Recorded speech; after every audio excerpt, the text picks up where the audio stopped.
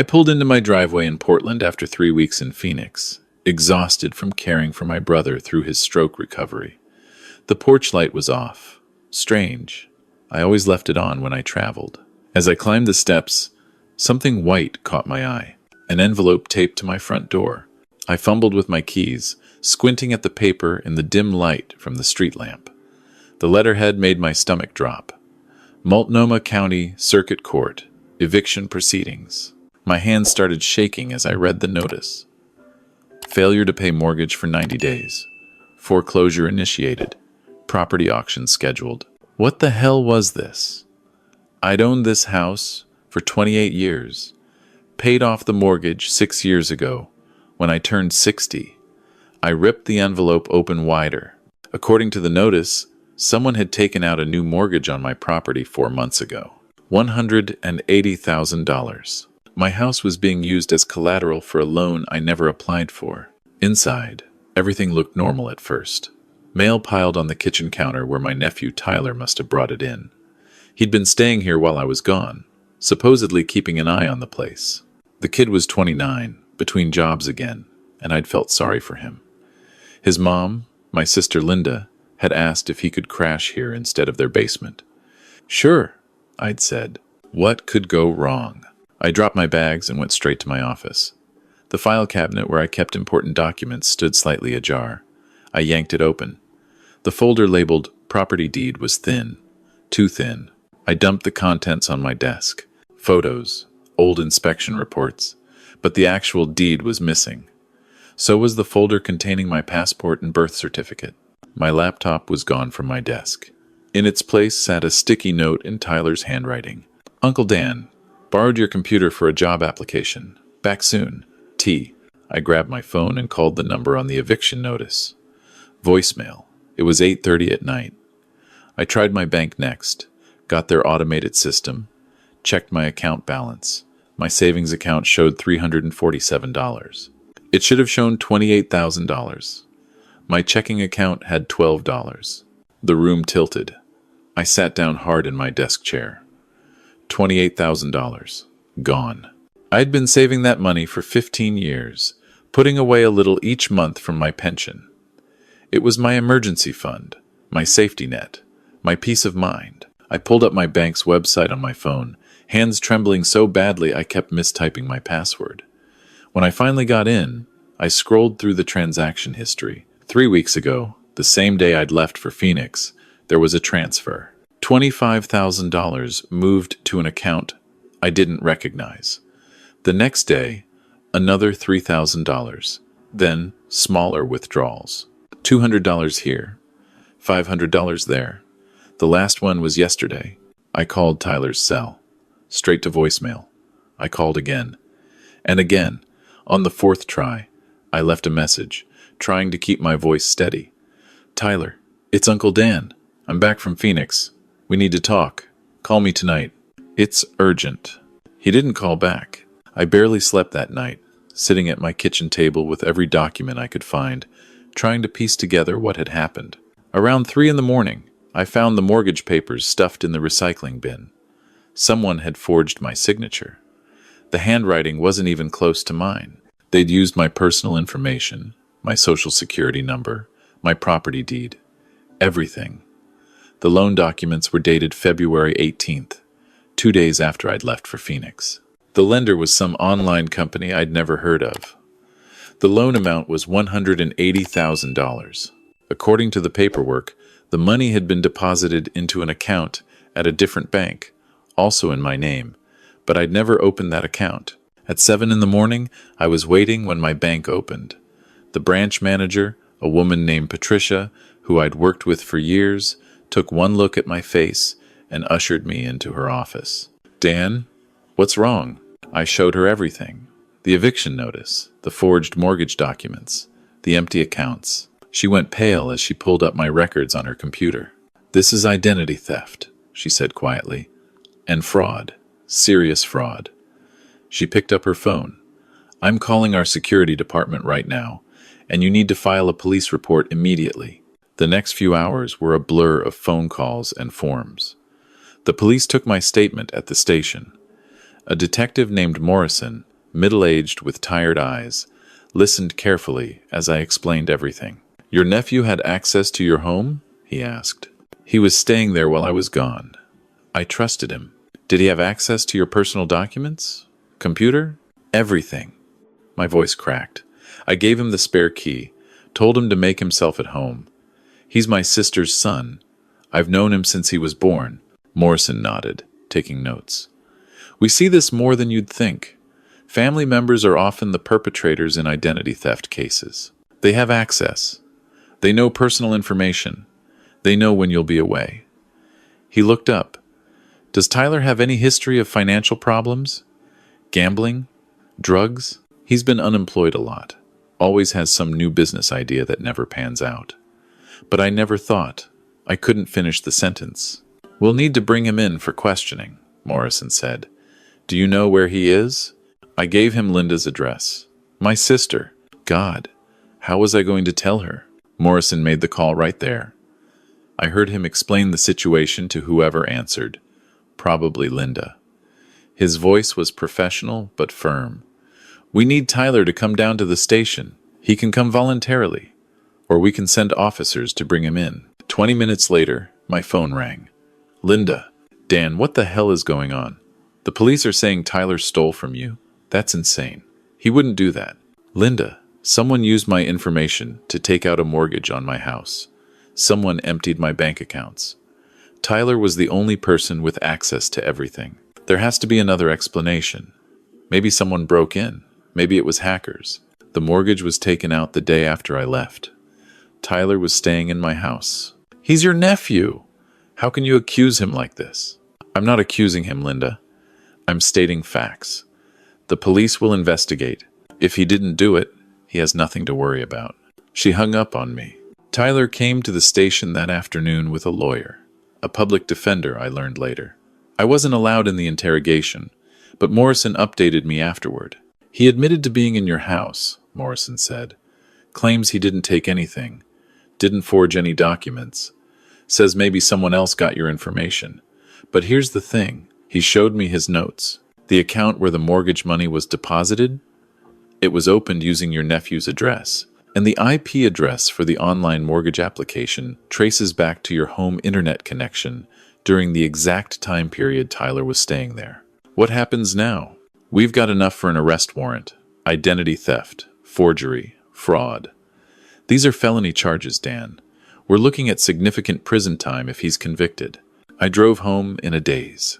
When I pulled up, Linda's car was in my driveway.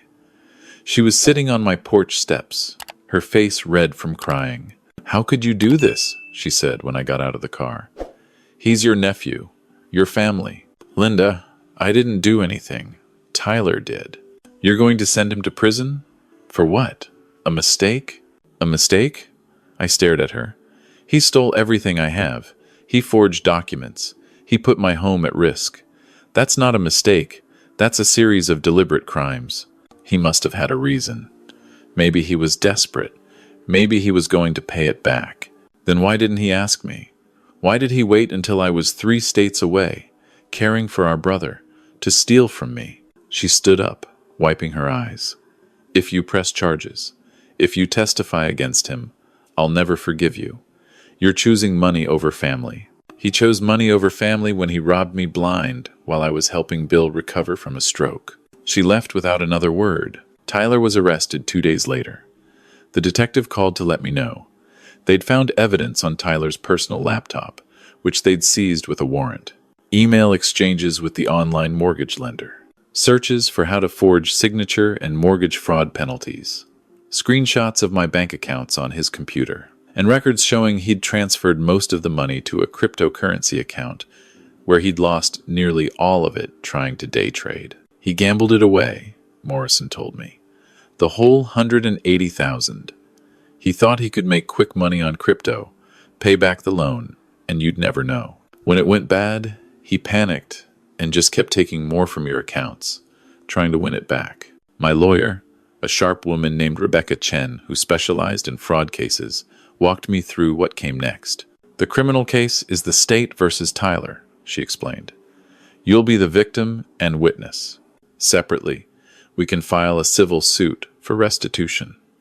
The problem is, even if we win, he has no assets. The money's gone. But we can get a judgment that follows him for years, garnish any wages he makes. What about the house? The foreclosure? We're working with the mortgage company. Since it was fraud, they should cancel the loan. But it's going to take time. Months. Maybe longer. In the meantime, you'll need to keep fighting the foreclosure proceedings. I've got a contact at a firm that handles real estate law. They might take your case pro bono, given the circumstances. Over the next few months, my life became a series of court dates, legal filings, and arguments with bureaucrats. The mortgage company was skeptical at first. They'd loaned money in good faith, they said. The signatures looked legitimate, they said.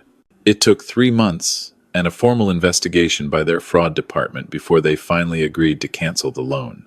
The bank eventually restored some of my stolen money. Not all of it. The initial $25,000 transfer was covered by their fraud protection, but the subsequent withdrawals, because they were smaller and spread out over time, fell into a gray area. I got back about $18,000 of the $28,000 that was taken. The rest was just gone. Meanwhile, half my family stopped speaking to me. Linda wouldn't take my calls. Her husband, Tyler's father, sent me an email calling me vindictive and cruel. Even some of my cousins seemed to think I was overreacting. "It's just money," one of them said at Bill's birthday dinner. "Family is more important." I left that dinner early. Family is more important.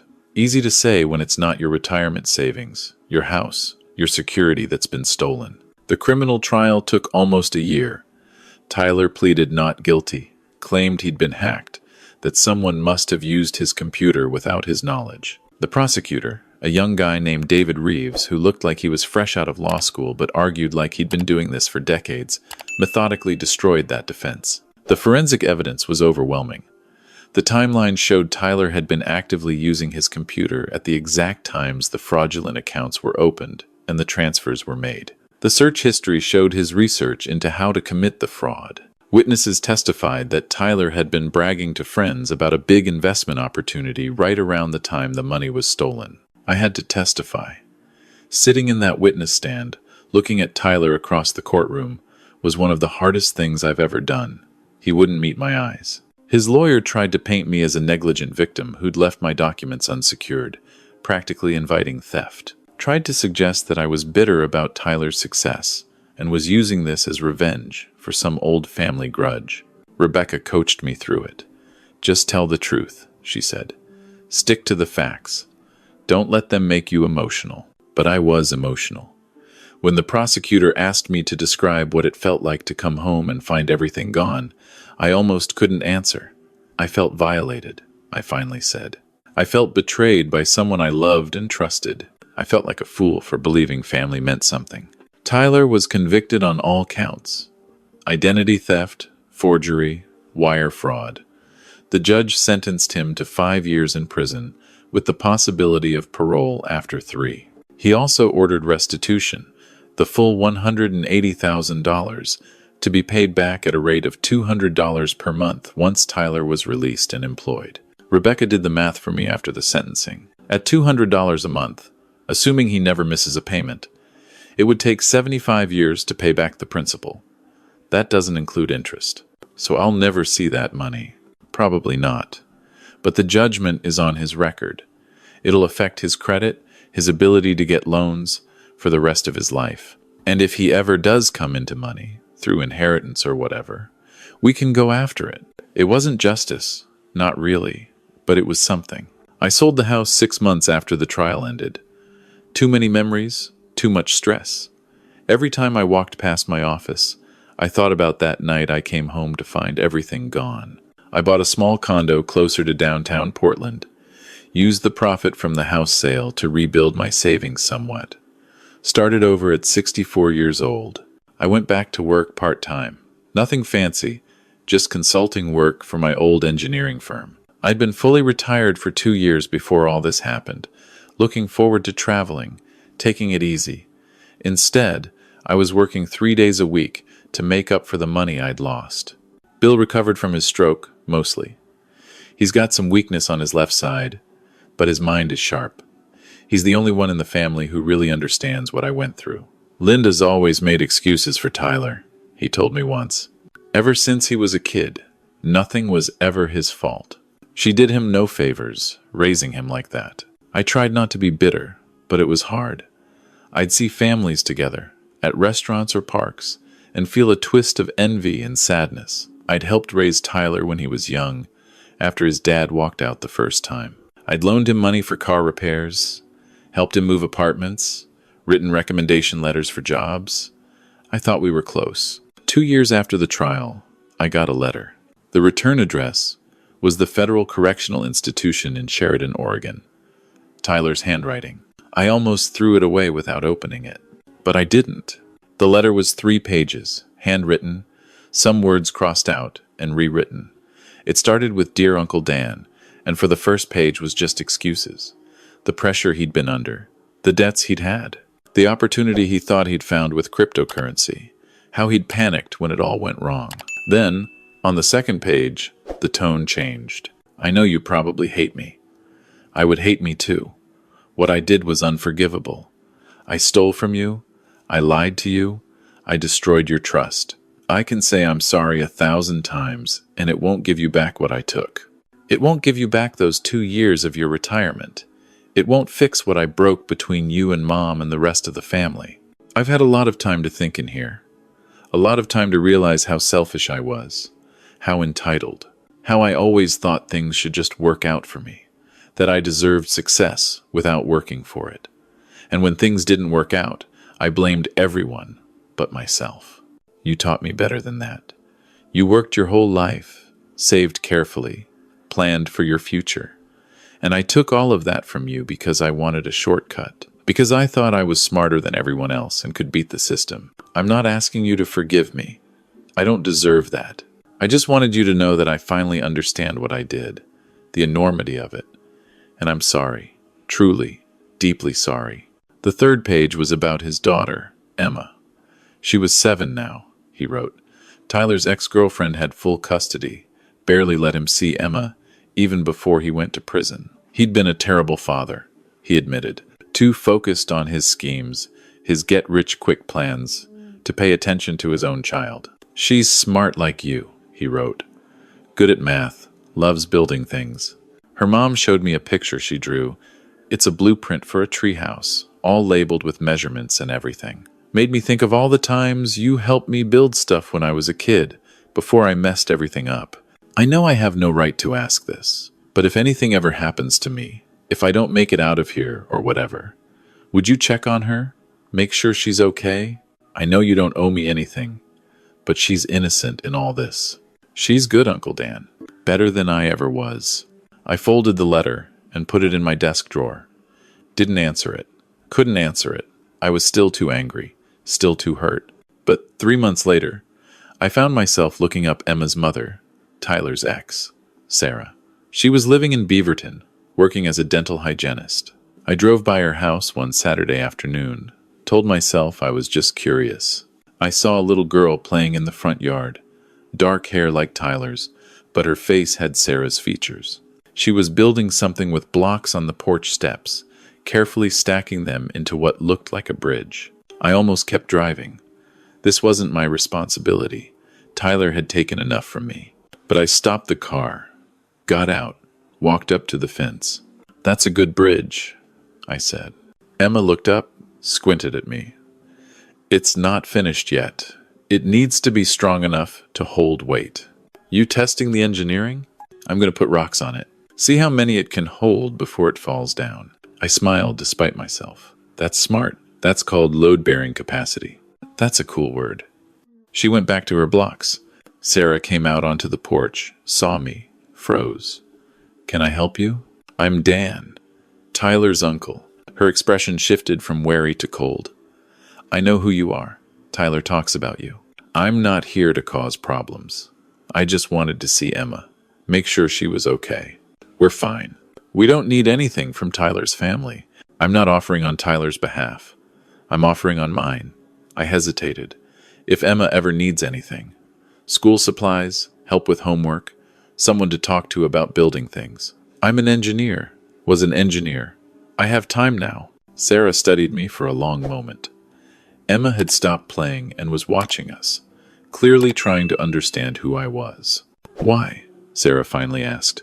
After everything Tyler did to you? Because she's 7 years old and she likes building bridges. And that shouldn't have anything to do with the stupid choices her father made. Sarah's shoulders relaxed slightly. He tells her you're smart, that you taught him about engineering. I tried to teach him about a lot of things. Some of it didn't stick. She almost smiled at that. Emma, this is your uncle's uncle. Your great-uncle? How does that work? Great-uncle, I confirmed. You can call me Dan, if you want, I said to Emma. She looked at her bridge, then at me. Do you know how to make an arch? I saw a picture of one, but I can't make the blocks stay. Arches are tricky. The secret is using a keystone. Want me to show you? Sarah opened the gate. That was 3 years ago. I see Emma every couple of weeks now. We build things together, work on math problems, talk about how structures stay up and why they fall down. She's 10 now, fierce and brilliant, and nothing like her father except for that quick mind. Tyler got paroled last year. He's living in a halfway house, working construction, sending his $200 a month to the restitution fund. I've received $4,800 so far. Only $175,200 to go. We don't talk. I don't think we ever will. Not really. Too much broken between us. Linda still barely speaks to me. Most of that side of the family treats me like I'm the villain in this story. The cruel uncle who couldn't forgive a mistake. But Emma knows the truth. Sarah made sure of it. Age appropriately. Explained that her daddy made bad choices and hurt people, including me, and that there were consequences. Emma asked me about it once, direct as always. Are you still mad at my dad? Yes, I told her honestly. I probably always will be. Mom says you didn't have to be nice to me. Because of what he did. What your dad did has nothing to do with you. You didn't steal from me. You didn't lie to me. You're just a kid who likes building things and asking good questions. She thought about that. When I grow up, I'm going to build you a real bridge. A big one. I'd like that. I'm 67 now. The money Tyler stole is mostly gone for good. I'll be working part-time for a few more years, probably. Longer than I'd planned. My relationship with half my family is permanently damaged. I still have nightmares sometimes about coming home to that eviction notice, that sickening drop in my stomach when I realized what had happened. But I also have Saturday mornings with Emma, teaching her about cantilevers and tensile strength. I have her excitement when she solves a problem. I have her birthday cards with drawings of buildings she wants to design someday. Tyler took my savings. He took my trust. He took 2 years of the retirement I'd earned and planned for. But he didn't take everything. He didn't take my ability to start over. He didn't take my skill set, my knowledge, my capacity to work. And he didn't take my chance to make sure Emma has someone who believes in her, who teaches her that actions have consequences, but that she isn't defined by her father's failures. Some days that feels like enough. Some days it doesn't. But it's what I have. And I've learned that starting over at 64, at 67, at any age, is possible if you're willing to do the work. The bridge Emma talks about building someday, I believe she'll do it. And when she does, maybe I'll drive across it and think about how something good came from all this wreckage after all. Not redemption exactly. Tyler would need to earn that himself, and I don't know if he ever will. But recovery, rebuilding, moving forward even when the foundation you thought was solid turns out to have been stolen from under you. That's the real lesson here. Not about financial protection, though I learned plenty about that. Not about who to trust, though I'm more careful now. The lesson is that you can lose everything you thought you needed for security, for peace of mind, and still find a reason to get up in the morning. For me, that reason is a 10-year-old girl with big plans and a curiosity about how the world works. Tyler gave me that, accidentally, even as he took everything else. I suppose that's something.